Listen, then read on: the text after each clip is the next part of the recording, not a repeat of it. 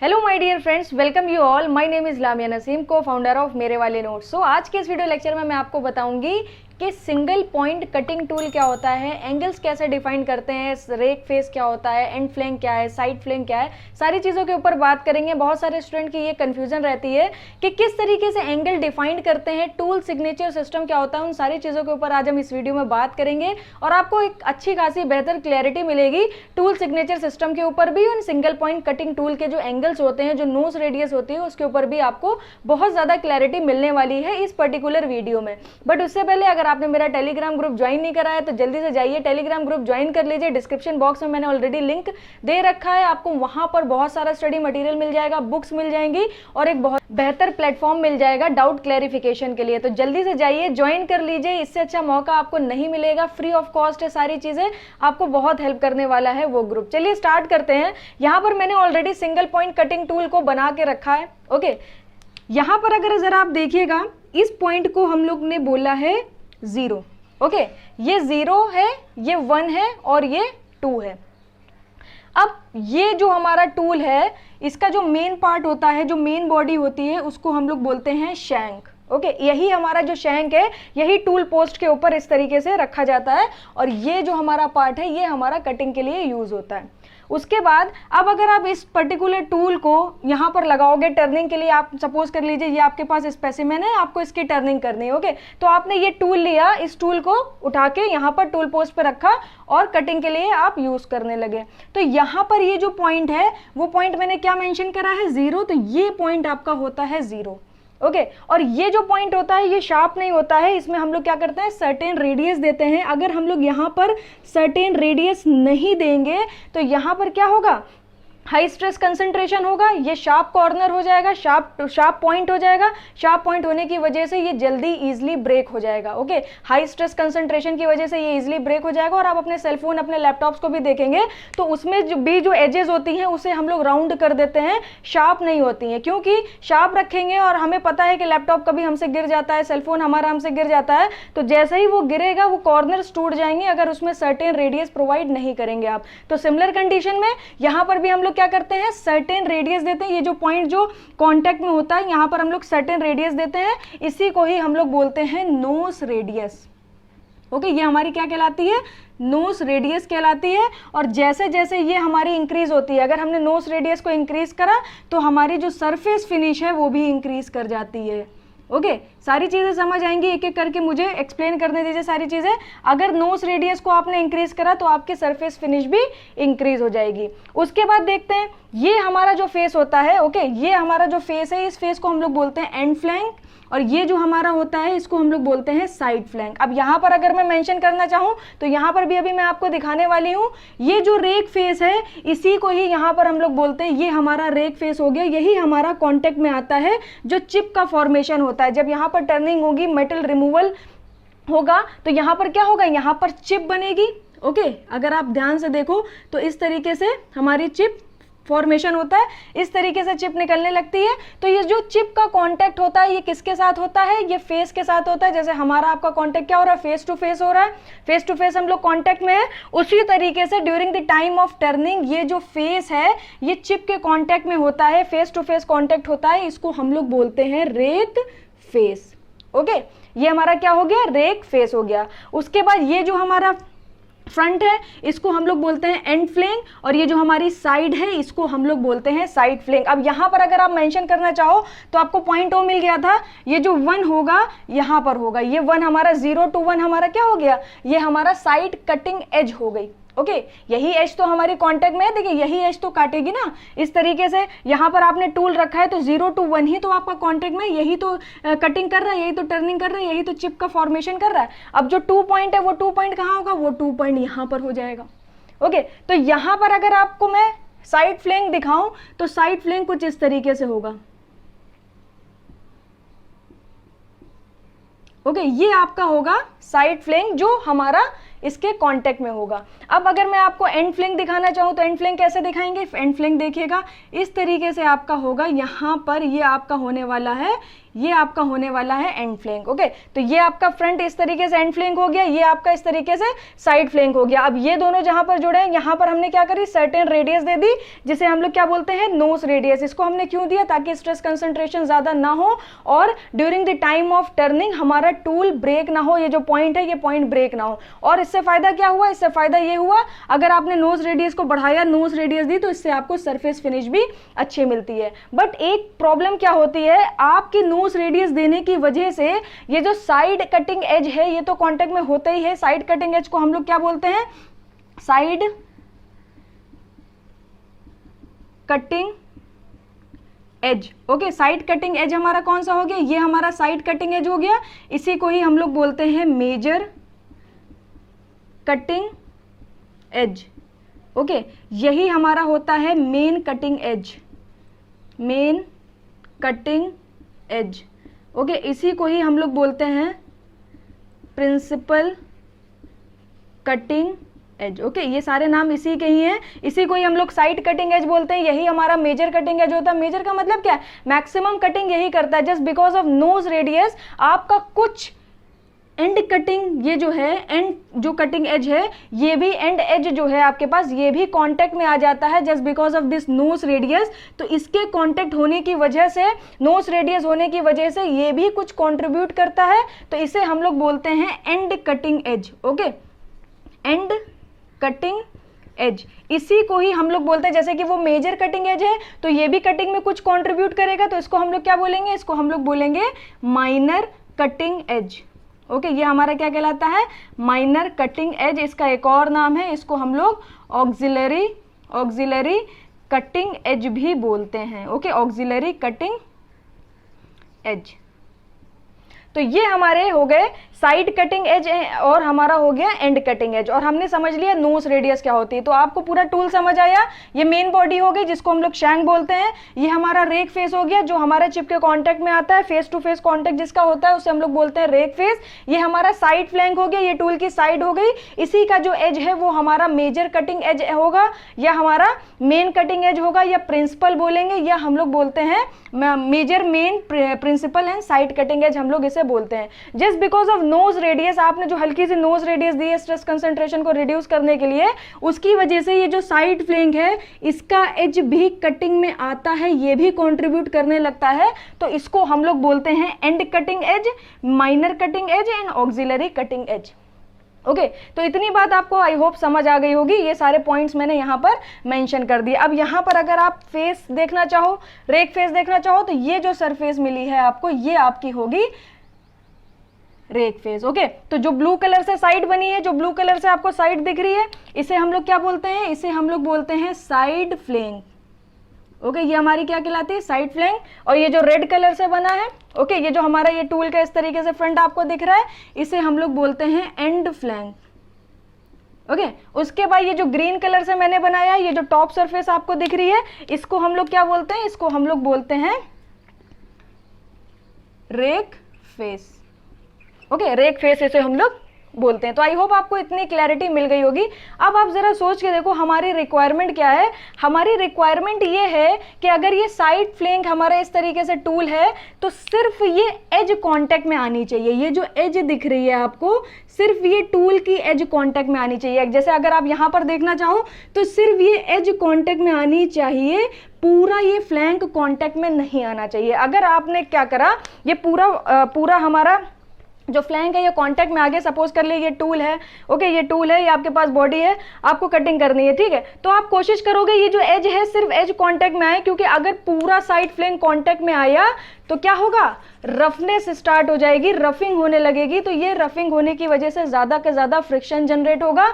तो ऐसा अवॉइड करने के लिए सिर्फ हमारा ये जो एज है सिर्फ एज कांटेक्ट में आना चाहिए। ओके, इतनी बात समझ आई आपको।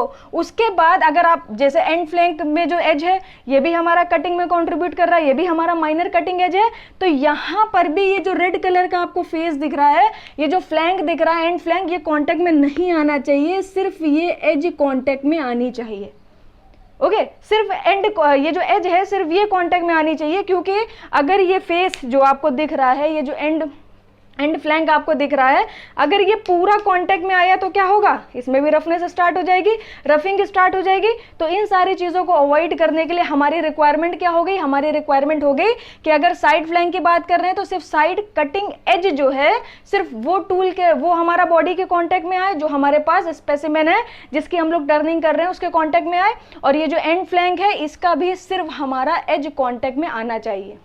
तो अगर हमें सिर्फ एजेस को कांटेक्ट में लाना है तो हम क्या कर सकते हैं, हम अपने टूल की ग्राइंडिंग करके ये जो फ्लैंक है, ये जो एंड फ्लैंक है, ये जो साइड फ्लैंक है, इसको हम लोग सर्टेन इंक्लिनेशन पे ला सकते हैं, जिसकी हेल्प से सिर्फ एजेस कांटेक्ट में आ सकती हैं। ओके अब बात करते हैं रेक फेस की। अब रेक फेस हमें पता है, रेक फेस पर ही ये जो हमारा चिप का फॉर्मेशन है ये कांटेक्ट में आ रहा है, तो इसकी टेंडेंसी होगी, क्योंकि देखिए जब ये चिप का फॉर्मेशन होता है, ये चिप हमारी बाहर तो निकलती है, साथ में कर्ल भी होती जाती है। अगर आप वर्कशॉप वगैरह अटेंड करते हो, आपने ग्राइंडिंग, आपने टर्निंग वगैरह लेथ मशीन पे देखी है, तो आपने देखा होगा वहां पर जो चिप का फॉर्मेशन होता है, तो चिप हमारी अवे तो आ रही होती है, बाहर तो आ रही होती है, साथ में वो कर्ल भी होती जाती है। तो इसके पास एक टेंडेंसी होती है कि वो यहां पर ये जो गैप दिख रहा है आपको, इस गैप में जा सकती है और हमारे जो मशीनिंग है उसको खराब कर सकती है, बीच में जाके स्टक कर जाएगी, तो प्रॉब्लम क्रिएट होगी। ओके तो हमें इसे भी अवॉइड करना है, तो हम क्या कर सकते हैं, ये जो हमारा रेक फेस है इसको भी हम क्या करें, इसको भी हम एक सर्टेन एंगल दे दें, जिसकी हेल्प से क्या होगा, जो हमारा मदद करेगा, ये जो हमारा चिप का फॉर्मेशन हो रहा है ये हमारा मशीनिंग जोन से दूर जाए। मतलब इस तरीके से टूल को डिजाइन कर दें, इस तरीके से उसमें इंक्लिनेशन दे दें कि जो जब चिप हमारी फॉर्म हो, जब चिप फॉर्म हो तो वो तुरंत बाहर हो जाए, जो हमारा मशीनिंग जोन है उसमें चिप ना रुके, चिप बने, चिप का फॉर्मेशन हो और वो तुरंत बाहर चला जाए, फिर चिप का फॉर्मेशन हो, फिर वो तुरंत बाहर चला जाए मशीनिंग जोन से। ओके तो इसके लिए हम क्या कर सकते हैं, इसके लिए हम इस रेक फेस पर भी सर्टेन इंक्लिनेशन दे सकते हैं। अब आपने ये देखा होगा, आप ये जानते होंगे, ये जो हमारा साइड फ्लैंक है, एंड फ्लैंक है, साइड फ्लैंक है, रेक फेस है, ये सब प्लेन होते हैं। कभी आपने कॉन्वेक्स एंड कॉन्केव टाइप नहीं देखा होगा, ये प्लेन होते हैं, सर्टेन इंक्लिनेशन पे होते हैं, बट होते एक सर्टेन प्लेन है, फ्लैट प्लेन्स होते हैं, कभी भी कॉन्वेक्स एंड कॉन्केव शेप में नहीं होते हैं। ओके तो यहां पर हमें यह देखना है कि किसी भी सरफेस को, किसी भी हमारे फेस को कितने इंक्लिनेशन दे सकते हैं। तो अगर मैं आपको रेक फेस दिखाऊं तो आपको रेक फेस कुछ इस तरीके से दिख रहा है, ये आपका रेक फेस हो गया। ओके आपको ये रेक फेस दिख रहा होगा, यहाँ पर भी ये रेक फेस दिख रहा होगा। तो यहाँ पर अगर हमें इंक्लिनेशन देना है, इसमें अगर देखिएगा आप ध्यान से, तो हम क्या कर सकते हैं, एक इंक्लिनेशन तो आप इस तरीके से दे सकते हो। ओके आपने इस तरीके से इंक्लिनेशन दे दिया, यहाँ पर इस तरीके से नीचे झुका दिया। ओके उसके बाद एक और इंक्लिनेशन आप दे सकते हो इस तरीके से। ओके तो यहाँ पर हमने इस फेस पे कितने इंक्लिनेशन दिए, 2 इंक्लिनेशन, एक इंक्लिनेशन तो ऐसे दिया, फिर एक हल्का सा ऐसे दिया। तो अगर आप यहाँ पर ध्यान से देखो, अभी ये हमारा प्लेन फेस था, ओके इस तरीके से प्लेन था, ये भी हमारा एंगल 0 है, फिर हमने क्या करा, एक सर्टेन इंक्लिनेशन ऐसे दे दिया। ओके तो ये एक इंक्लिनेशन हो गया, फिर हमने क्या करा, हल्का सा इंक्लिनेशन ऐसे भी दे दिया। तो अब आप इधर से देखोगे तो इधर से भी आपको एक सर्टेन एंगल दिख रहा है, और इधर से देखोगे तो इधर से भी आपको एक सर्टेन एंगल दिख रहा है। तो यहाँ पर हमने क्या करा, एक फेस में 2 इंक्लिनेशन दिए। ओके यहाँ पर अगर आप देखोगे तो एक इंक्लिनेशन हमने क्या करा, इसको इस तरीके से इसको नीचे झुकाया, उसके बाद यहाँ वाला यही जो सेम फेस था इसको ग्राइंडिंग करके एक और इंक्लिनेशन दिया जो नीचे झुक गया। तो यहाँ पर इस रेक फेस में हमने 2 इंक्लिनेशन दिए, जिससे हमें क्या हेल्प मिली, जिससे हमें हेल्प मिली। अब क्या करेगा, ये जो चिप फॉर्मेशन हो रहा है ये अवे चला जाएगा इस पर्टिकुलर मशीनिंग जोन से। ओके उसके बाद हमारी क्या रिक्वायरमेंट थी, हमारी रिक्वायरमेंट थी कि ये जो साइड फ्लैंक है ये मशीनिंग के कॉन्टेक्ट में ना आए। ओके ये जो हमारे पास स्पेसिमेन है जिसकी हम लोग टर्निंग कर रहे हैं, इसके कांटेक्ट में ना आए। तो हमने क्या करा, इसको, ये जो आपको फेस दिख रहा है इसको भी हमने क्या करा, 2 इंक्लिनेशन दिए, एक इंक्लिनेशन तो ऐसे दिया, उसके बाद इसको इस तरफ अपनी तरफ इस पे इंक्लिनेशन दे दिया, ग्राइंडिंग करके इसको थोड़ा पीछे कर लिया। तो सिर्फ आप क्या होगा, क्या ये जो एज है सिर्फ ये कांटेक्ट में आएगी। सिमिलर कंडीशन में अगर आप यहाँ पर देखो एंड फ्लैंक पे, तो एंड फ्लैंक पर भी हमने क्या करा, इस तरीके से इसको ग्राइंड करके इसको इंक्लिनेशन दे दिया, और एक इंक्लिनेशन तो आपको ऐसे दिख ही रहा है, और साथ में हमने क्या करा, एक इंक्लिनेशन जो हमारे पास फ्लैंक है इसको हमने ग्राइंड करके इसको पीछे कर लिया। तो अब होगा क्या, ये जो सिर्फ एज है सिर्फ यही कॉन्टेक्ट में आएगी। ओके अब आप थोड़ा सा और ध्यान देना, एक फेस पे दो इंक्लिनेशन दिए, और मैक्सिमम दो ही इंक्लिनेशन पॉसिबल है। क्यों पॉसिबल है? बिकॉज आपने एक इंक्लिनेशन ऐसे दिया और दूसरा इंक्लिनेशन ऐसे दिया, इसके बाद अगर आप कोई भी तीसरा इंक्लिनेशन दोगे तो ये जो सरफेस है ये फ्लैट नहीं रह जाएगी, ये प्लेन नहीं रह जाएगी, ये या तो कॉन्वेक्स या तो कॉनकेव में चेंज हो जाएगी। जबकि ऐसा नहीं होना चाहिए। जो हमारे पास टूल होता है वो सारे के सारे हमारे क्या होते हैं? प्लेन्स होते हैं। कॉन्वेक्स कॉनकेव नाम की कोई भी चीज नहीं होती है।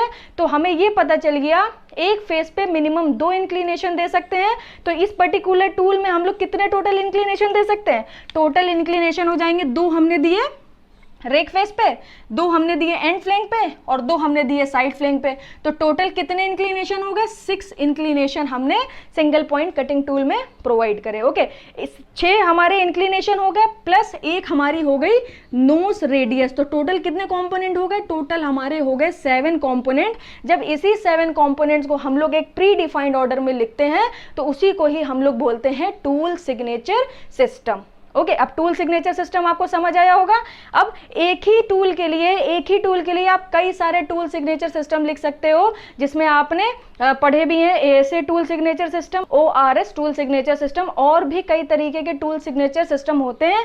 एक ही टूल के लिए हम लोग लिख सकते हैं, बट फर्क क्या होगा? अब आप बोलोगे एक ही टूल के लिए कितने सारे टूल सिग्नेचर सिस्टम लिख रहे हो, फर्क क्या है? क्या कुछ हम लोग एंगल, क्या यहाँ पर 3 एंगल, यहाँ पर 4 एंगल दिए दे रहे हैं? नहीं, इंक्लिनेशन तो दो ही है। एक सरफेस पे मैक्सिमम आप दो ही इंक्लिनेशन दे सकते हो, वो ऑलरेडी आप दे चुके हो। ओके, तो 7 कंपोनेंट्स को आपने जब प्री डिफाइंड मैनर में लिखा तो आपने बोला कि ये टूल सिग्नेचर सिस्टम है। अब डिफरेंट टूल सिग्नेचर सिस्टम में होगा क्या? जो आप एंगल्स दे रहे हो, जो इंक्लिनेशन के टाइम पर जो आप एंगल डिफाइन कर रहे हो, वो एंगल्स की वैल्यू चेंज होती जाएगी और आपके टूल सिग्नेचर सिस्टम आपके चेंज होते चले जाएंगे। तो आई होप आपको इसमें क्लैरिटी मिली होगी। ओके, तो मैंने क्या आपको बताया, थोड़ा सा एक बार समराइज करते हैं। मैंने सिंगल पॉइंट कटिंग टूल के ऊपर बात करी। जो मेन बॉडी थी उसको मैंने शैंक बोला। उसके बाद जो टॉप का सरफेस था ये रेक फेस था। ये फ्रंट जो था ये हमारा एंड फ्लैंक है, जो साइड है इसे हम लोग बोलते हैं साइड फ्लैंक। फिर मैंने आपसे बोला जो ये जो पॉइंट है, ये जो कटिंग टूल का ये जो पॉइंट है, इसमें आपको सर्टेन रेडियस प्रोवाइड करनी पड़ेगी, अदरवाइज हाई स्ट्रेस कंसंट्रेशन होगा जिसकी वजह से ब्रेक हो जाएगा आपका टूल। ओके, तो आपने क्या करा? आपने एक सर्टेन रेडियस प्रोवाइड कर दी, और जैसे जैसे आप नोज रेडियस की वैल्यू बढ़ाओगे आपको सरफेस फिनिश भी बेहतर मिलेगी। उसके बाद आपको पता है ये जो साइड फ्लैंक है, इसका जो एज है, ये जो हमारा साइड कटिंग एज है, इसी को ही हम लोग बोलते हैं मेजर कटिंग एज। यही हमारा मेन रोल प्ले करता है। But because of nose radius, आपने जो नोज रेडियस प्रोवाइड कर दी उसकी वजह से ये जो एंड कटिंग एज है ये भी कॉन्टेक्ट में आता है। इसे हम लोग माइनर कटिंग एज भी बोलते हैं एंड ऑक्सिलरी कटिंग एज भी बोलते हैं। ओके, उसके बाद मैंने आपको क्या बताया? उसके बाद हमारी रिक्वायरमेंट क्या थी? हमारी रिक्वायरमेंट थी कि सिर्फ एजेस कांटेक्ट में आए, क्योंकि पूरे सरफेस कांटेक्ट में अगर आ गए, अगर सरफेस कांटेक्ट में आएंगे तो रफनेस बढ़ जाएगी, रफिंग होने लगेगी। उसको अवॉइड करने के लिए हमने क्या करा? टूल में सर्टेन इंक्लिनेशंस प्रोवाइड करे। फिर हमने ऑब्जर्व करा कि एक सरफेस पे मैक्सिमम 2 इंक्लिनेशन दे सकते हैं, उससे ज्यादा आपने इंक्लिनेशन दिए तो जो सरफेस है वो प्लेन नहीं रह जाएगी, वो या तो कॉन्वेक्स में चेंज हो जाएगी या तो कॉनकेव में चेंज हो जाएगी। तो आपने देखा कि हमारे पास एंड फ्लैंक है, साइड फ्लैंक है, एंड फ्लैंक है और रेक फेस है। तो आपने 2-2 इंक्लिनेशन सब पे दिए, तो टोटल आपको कितने इंक्लिनेशन मिले? 6 प्लस एक नोज रेडियस, यानी आपको टोटल 7 कंपोनेंट्स मिल गए। अब इसी 7 कंपोनेंट्स को जब आप प्री डिफाइंड ऑर्डर में लिखते हो तो उसी को ही हम लोग बोलते हैं टूल सिग्नेचर सिस्टम। अब एक ही टूल के लिए आप कई सारे टूल सिग्नेचर सिस्टम लिख सकते हो, जस्ट बिकॉज कैसे, किस तरीके से लिख सकते हैं? सिर्फ एंगल्स की वैल्यू चेंज करते करते आपको कई सारे टूल सिग्नेचर सिस्टम मिल जाएंगे। मोस्टली हम लोग 2 टूल सिग्नेचर सिस्टम पढ़ते हैं, एक एएसए और दूसरा हमारा क्या होता है? ओआरएस। तो आज के लिए इतना ही रखते हैं। आई होप आपको क्लैरिटी मिली होगी रेक फेस में, एंड फ्लैंक में, साइड फ्लैंक में। Thank you so much. अगर इसमें आपको कुछ और एडिशन चाहिए हो, आप कुछ और जानना चाहते हो तो कमेंट बॉक्स में लिखना बिल्कुल भी मत भूलिएगा। मिलते हैं आपसे नेक्स्ट वीडियो में इसी तरीके के इंटरेस्टिंग टॉपिक के साथ। Thank you so much.